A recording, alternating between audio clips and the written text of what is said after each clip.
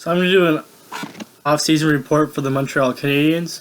So they started everything off at the draft by trading Lars Eller for 2 seconds. I think this was a really good trade for them because I didn't think they'd get that much for Lars Eller. Maybe second and third or second and fourth would probably be more like it, but 2 seconds is pretty good. And then they traded for Andrew Shaw from Chicago Blackhawks for 2 seconds.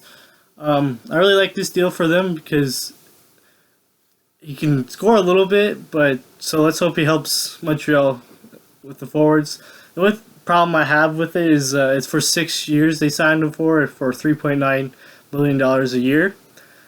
For 30 to 40 points, which he usually gets, that's a little high, not too much, but the years is what is the most disturbing. I would rather like 4 years for him, but I guess they felt pretty confident in him and that he's going to do very well in Montreal, so they signed him for 6.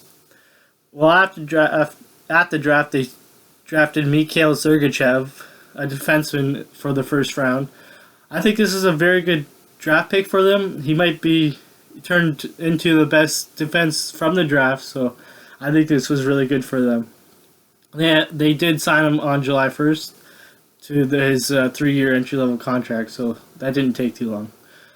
On July 1st, they also signed Alex Radulov to a $5.75 million, only for a year though, so it's, although the cap hit's a little high, but it's only for a year, so it's not that really high risk. So if he doesn't perform, hopefully he does, because it'd be nice to see him stay in the NHL for quite a few years after this year.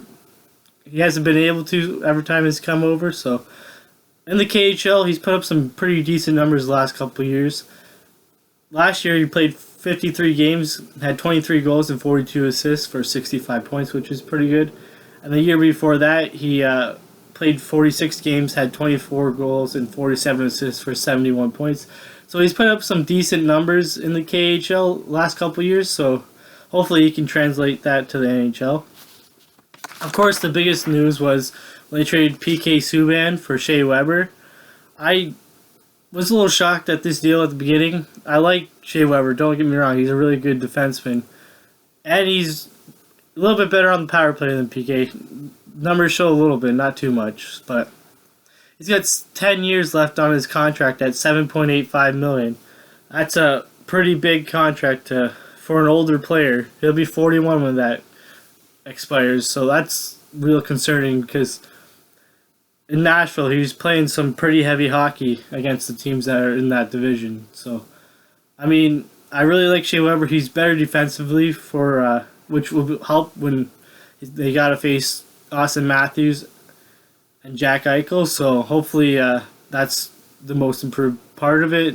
He does really well against them. As for free agency, they haven't really done much more.